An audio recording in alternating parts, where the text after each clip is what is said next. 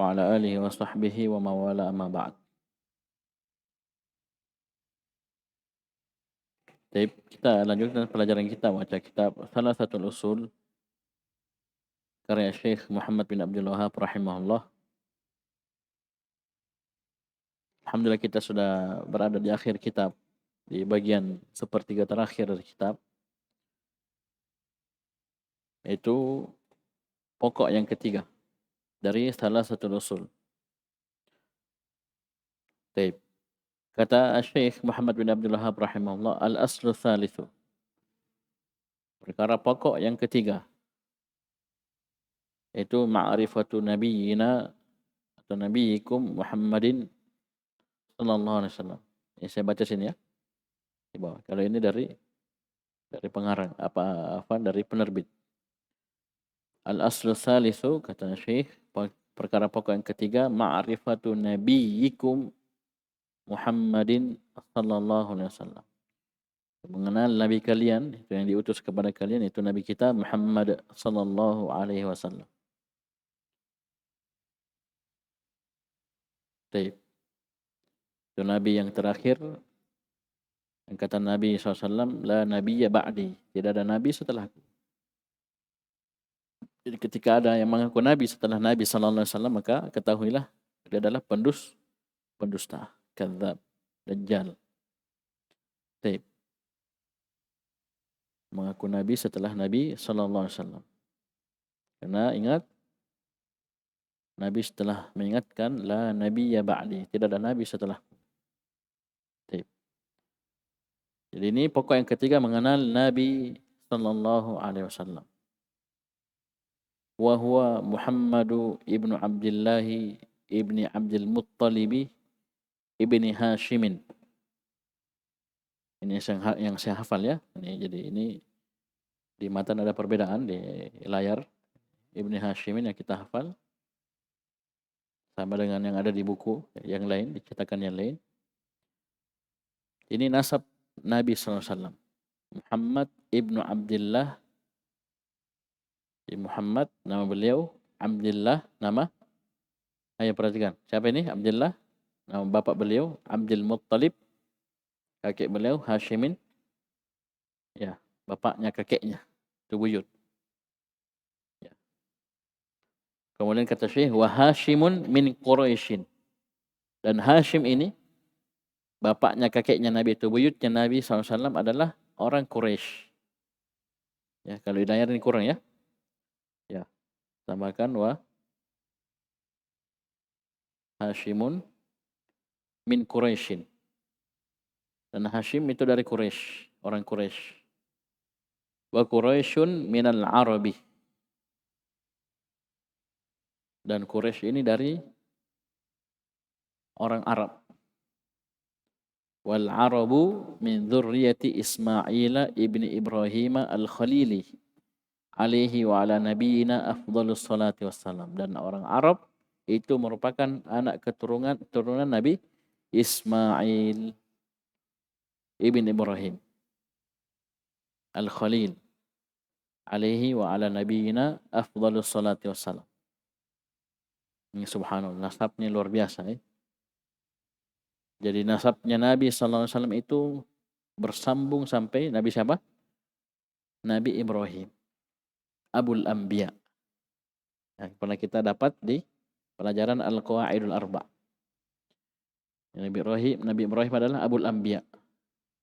Kenapa dikatakan Abul Anbiya, bapak para nabi? Karena nabi yang datang setelah beliau alaihi salatu wassalam itu merupakan anak keturunan Nabi Ibrahim. Dan Nabi Ibrahim hanya punya 2 anak. Siapa namanya? Anaknya Nabi Ibrahim? Yang tua Ismail, baru Ishak. Jadi seluruh nabi yang datang setelah Nabi Ibrahim anak keturunan Nabi Ibrahim dari 2 jalur ini. Jadi semuanya dari jalur Ishak bin Ismail. Dari jalur Yakub. Ya di sini ada 12. Ya, ingat Yakub. Siapa nama lainnya Yakub? Israil. Yakub bin Ishak bin Ibrahim. Ini namanya Israil. Israil ini Yakub ini punya 12 orang anak. Yusuf bersaudara. Nabi Yusuf alaihissalam ya bersaudara. Berapa jumlah saudaranya? 12 orang bersaudara dengan dia. Ya, 2 ibu. Ya, beda ibu. Inilah dikatakan Bani Israil. Ya. Sampai Nabi Isa alaihissalam, Nabi Musa, Nabi Isa itu masuk Bani Israil. Ternyata Nabi yang terakhir, Nabi yang paling mulia itu dari jalur Ismail. Bukan dari jalur Ishak. Inilah Nabi kita Muhammad sallallahu alaihi wasallam. Jadi harus hafal ya. Jadi Muhammadu ini dari tanwin. Ya. Ibnu badal ya. Wa huwa mudhaf. Abdi mudhaf ilaih. Ibni kenapa kasrah? Hah. Safrun. Ibni Abdul Muttalib kenapa dikasrah? Karena dia badal ke abdi. Kasrah. Ya, ibni badal ke abdi. Paham ini? Paham. Kenapa ini ibni kasrah? Badal ke Abdul Muttalib, kasrah juga. Siapa Ibnu Hashim? Ya Abdul Muttalib. Siapa Ibnu Abdullah? Hah? Afwan. Ya, siapa Ibnu Abdul Muttalib? Abdullah. Bisa pahami? Jadi Muhammad Ibnu Abdullah Ibnu Abdul Muttalib Ibnu Hashim. Wa Hashimun min Quraisyin. Dan Hashim itu dari orang Quraisy. Baik. Wa Quraisyun minal Arab. Dan Quraisy ini dari orang Arab. Wal Arabu min dzurriyyati Ismail. Disebutkan ini maksudnya Arab ini dari keturunan siapa? Adnan. Anak cucu Nabi Ismail. Adnan. Ya, pernah dengar namanya Adnan ya? Adnan pakai ain. Nah, inilah keturunan dari Nabi Ismail bin Ibrahim alaihi wa ala nabiyina afdhalus salatu wassalam. Alaihi wassalam. Baik. Ini Nabi ya. Bisa dipahami? Baik. Kemudian jadi ini nasabnya. Ini kita hafal. Ingat nasabnya, kemana ujungnya nasabnya? Nabi Ismail bin Ibrahim. Baik. Mana matanya lagi? Baik. Walahu minal umri 63 sanatan. Ini yang kedua. Kalau tadi nasabnya. Ya, namanya, siapa namanya? Jangan sampai Rasulullah sallallahu alaihi wasallam namanya saya tidak tahu. Iya, siapa namanya? Siapa nama bapaknya? Ya, siapa nama kakeknya? Siapa nama buyutnya? Kemana nasabnya? Ya, berujung, ya bermuara itu kepada Nabi Ibrahim alaihissalam. Walahu minal umri 63 sanatan. Dan umur beliau itu 63 tahun. 63 tahun. Ya, salasun mudzakkar karena sanatan muannas. Jadi itu teori tentang angka itu bisa lihat di akhir Mutammimah. Siapa yang sudah pernah belajar Mutammimah? Nah, lihat di bagian akhir Mutammimah ada bagian masalah angka-angka itu ada di situ. Ya, jadi Rasulullah jadi 1 sampai jadi 2 ini masalah angka kesimpulannya ada di situ. Ya, kesimpulannya ada di situ tentang adat. Jadi sini aksul qiyas karena 3 sampai 9 aksul qiyas. Maksudnya kalau yang kita hitung muannas seperti sanatan maka 3 sampai 9-nya mudzakkar. Begitu pula sebaliknya. Jadi umur beliau ya sallallahu alaihi wasallam 63 tahun. Beliau rinci arba'una qabla an-nubuwati 40 tahun sebelum beliau diangkat menjadi nabi. Apa maksudnya ini? Beliau diangkat menjadi nabi di umur 40 tahun. Itu maksudnya. Arba'una qabla an-nubuwah 40 tahun sebelum kenabian maksudnya apa? Beliau diangkat menjadi nabi pada umur 40 tahun. Itu puncak kematangan ya cara berpikir seorang. Umur 40 tahun. Baik. Sudah? Wa salasun wa ishruna, dan 23 tahun nabiyan rasulan. 23 tahun setelahnya itu beliau menjadi nabi dan rasul. Ya subhanallah. 23 tahun beliau menjadi nabi dan rasul. Sudah? Paham ini umurnya?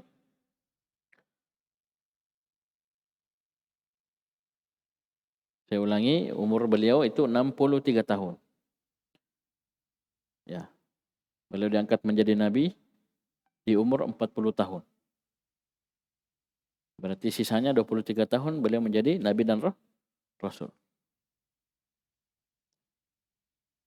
Ini yang kedua. Itu umurnya. Taib. Nubbi'a bi Iqra. Beliau diangkat menjadi nabi dengan turunnya Iqra. Itu apa? 5 ayat pertama dalam surah Al-Alaq. Iqra bismi rabbikal ladzi khalaq. Bisa? 5 ayat pertama dalam surah Al-Alaq.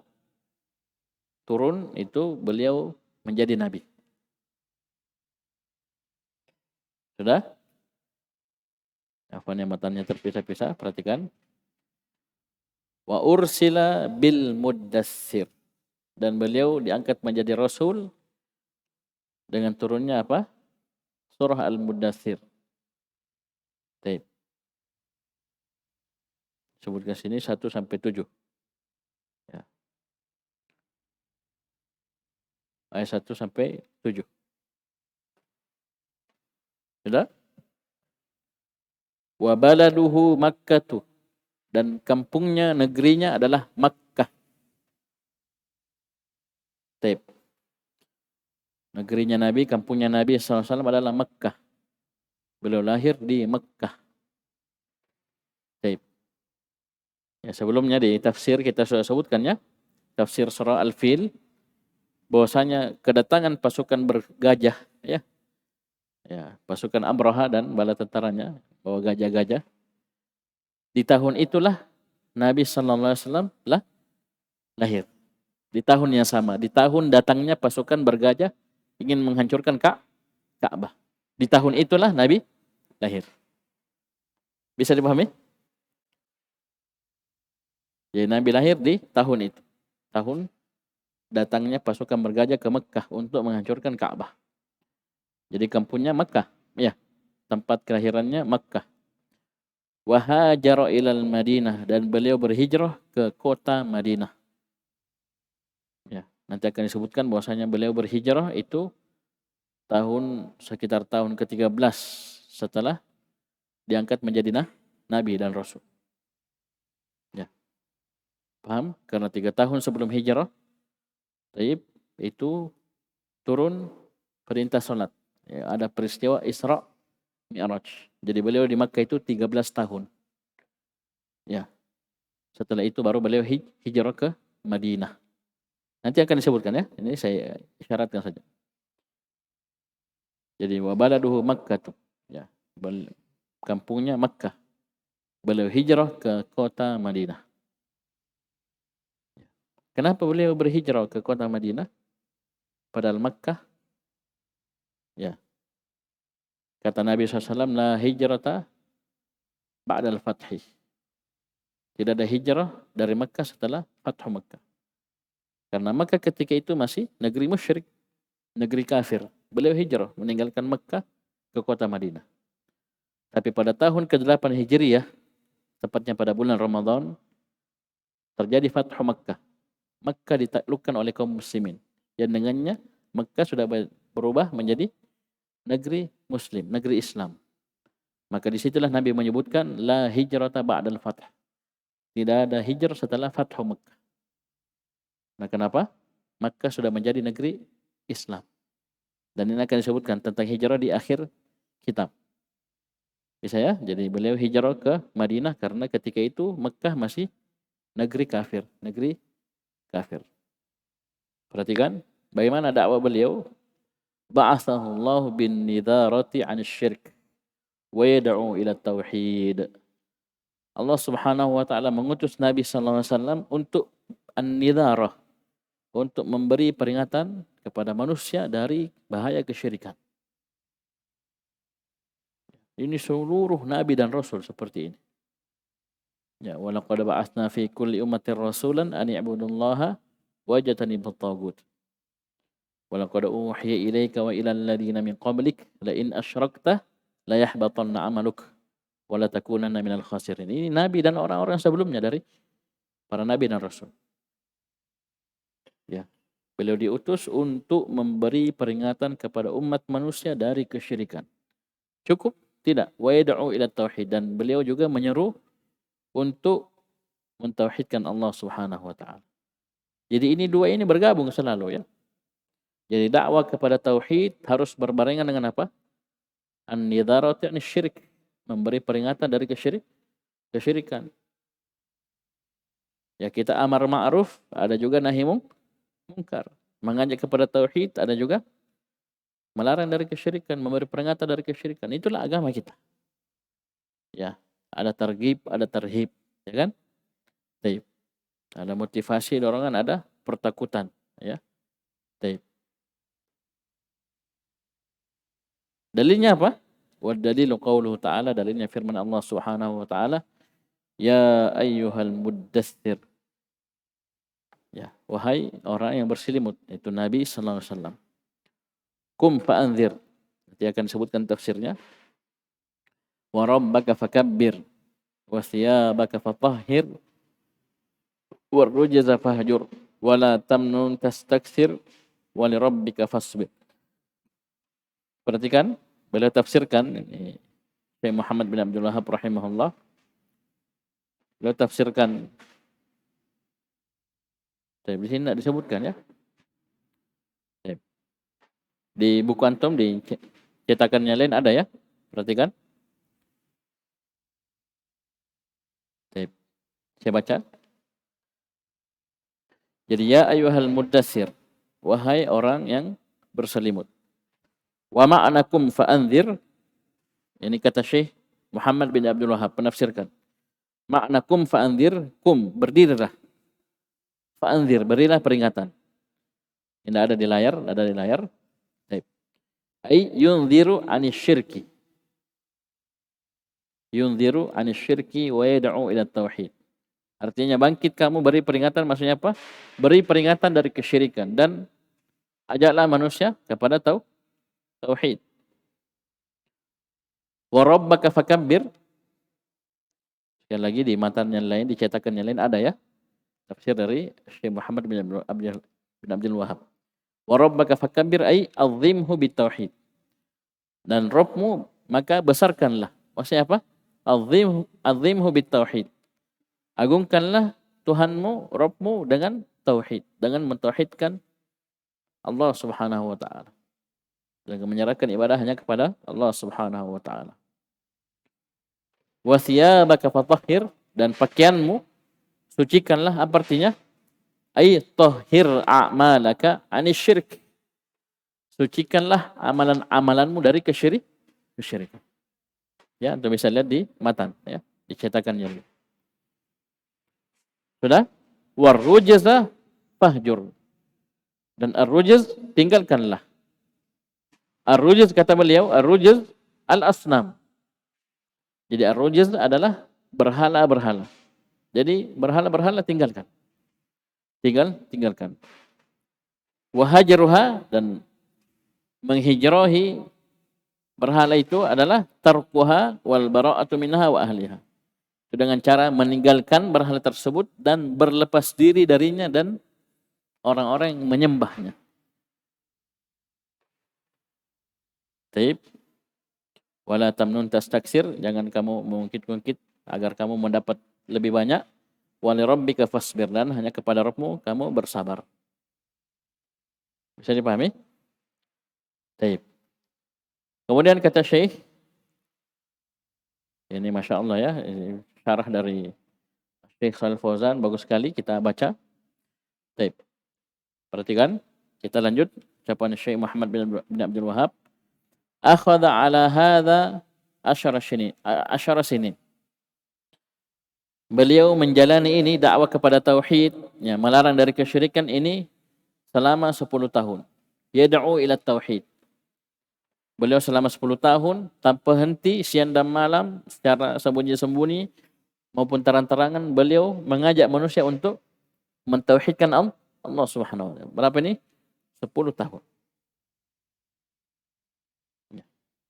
Ini jangan tanya dulu ya Ustaz kenapa 10 tahun. Ya nanti disebutkan. Saya ulangi, beliau sallallahu alaihi wasallam mengajak manusia kepada tauhid, memberi peringatan dari kesyirikan selama 10 tahun berturut-turut tanpa henti. Ya. Paham ini? Yang awalnya dakwah secara sembunyi-sembunyi dari pintu ke pintu, rumah ke rumah, kemudian dakwah secara terang-terangan. Paham? Baik. Kemudian kata Syekh, wa ba'dal ashri, setelah 10 tahun ini berlalu, urija bihi ila sama, maka beliau diangkat naik ke atas langit. Apa ini namanya?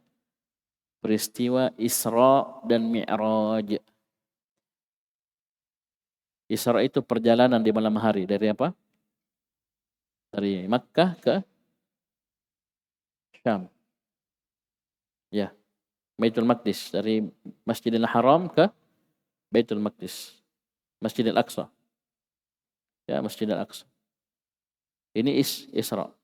Mi'raj, Uruj. Ya, dinaikkan.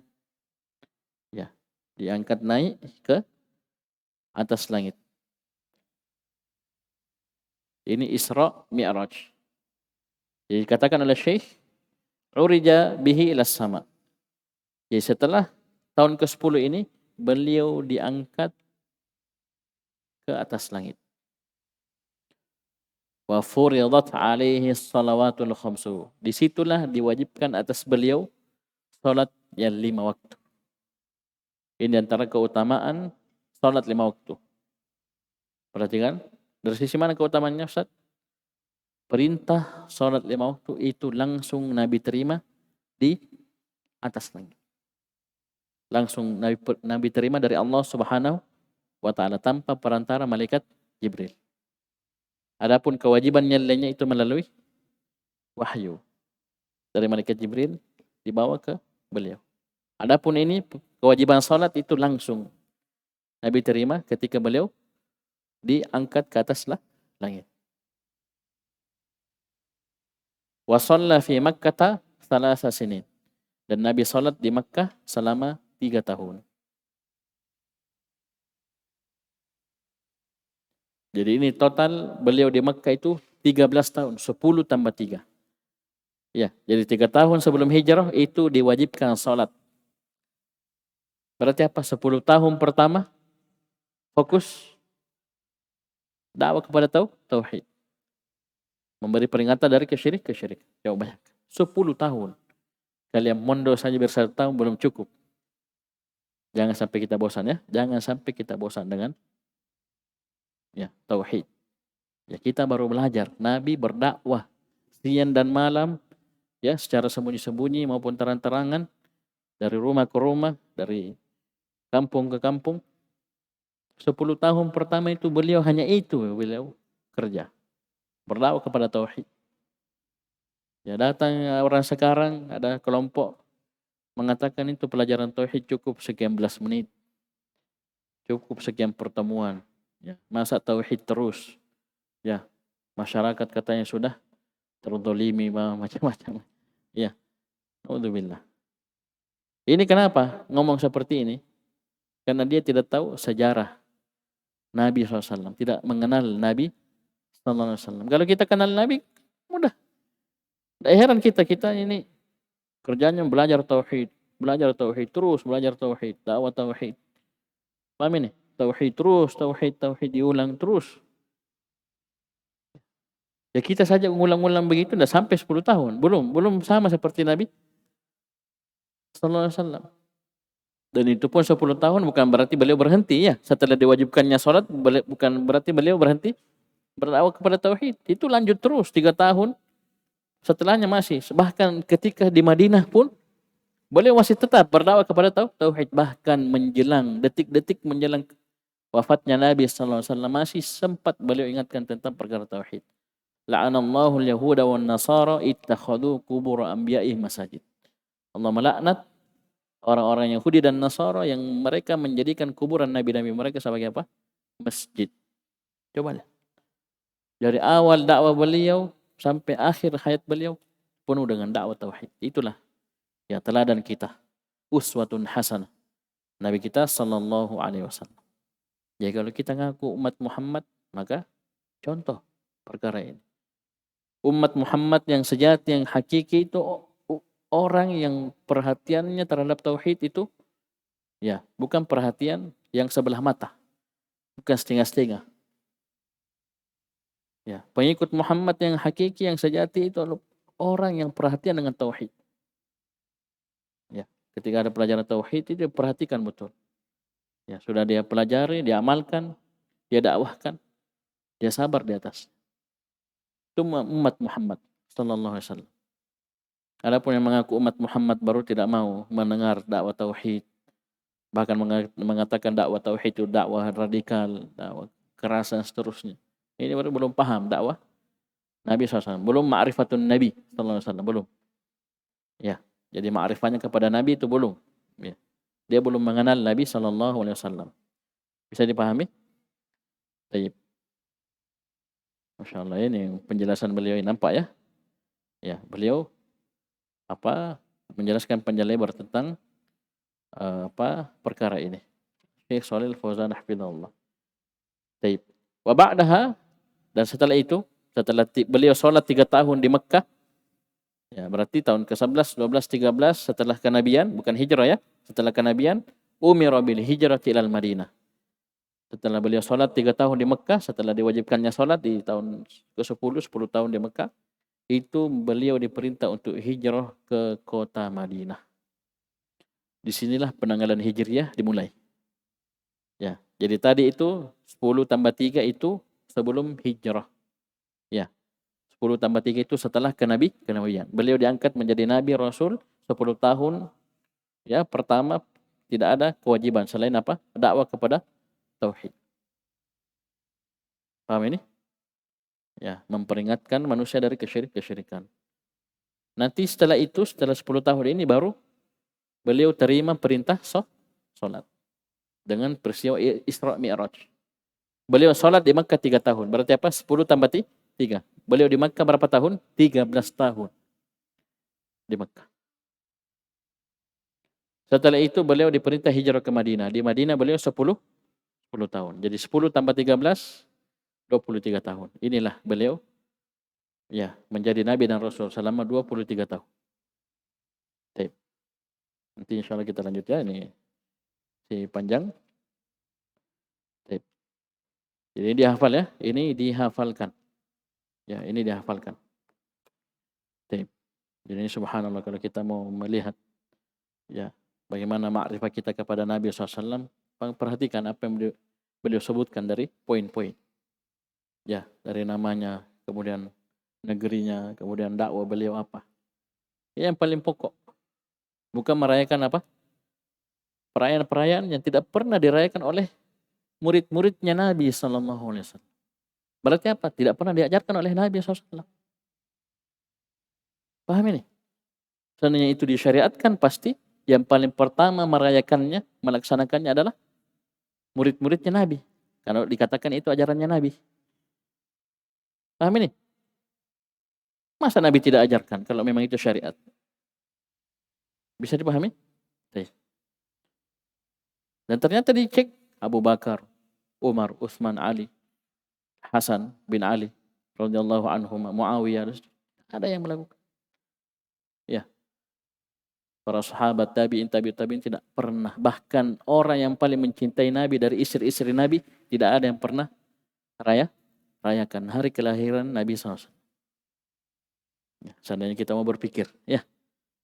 Siapa yang paling cinta kepada Nabi, paling sayang kepada Nabi? Ya, murid-murid para sahabat radhiyallahu anhum, istri-istrinya, keluarganya. Nah, tidak ada satupun dinukil yang merayakan apa? Hari lahirnya Nabi SAW. Ya, belum lagi dari sisi sejarah dikatakan oleh para ulama bahwasanya tidak ada tanggal yang pasti ya tentang tanggal kelahiran Nabi SAW. Yang pasti itu tahunnya. Itu tahun ketika datangnya pasukan bergajah ke Mekah untuk menghancurkan Ka'bah. Itu yang pasti jelas. Adapun rincian harinya apa bisa dipahami. Anggaplah jelas harinya, bulannya. Sekarang kita tanya, apakah ada Nabi SAW merayakan ulang tahunnya sendiri? 23 tahun beliau menjadi Nabi dan Rasul tidak pernah biar satu kali. 20 tahun. Mana sekali tena. Coba. Masa ada yang disyariatkan ya sekali lah ya. Sekali, 2 kali. Ini mana sekali tena. Ya. Paham ini? Abu Bakar, Umar, Uthman, Ali. 30 tahun. Total masa pemerintahan mereka. Ya, 30 tahun. Ya, Abu Bakar, Umar, Uthman, Ali. Tidak ada juga. Berarti 50 tahun. Setengah abad nih. Tidak ada yang pernah rayakan hari lahirnya. Masuk tabi'in, tabi'ut tabi'in. Ya, nanti di sekitar abad ke-7 baru ada orang bikin-bikin. Nah, bikin-bikin. Sampai sekarang tambah parah. Ya, sampai ada kuenya. Ini kuena, ini polongi. Naudzubillah.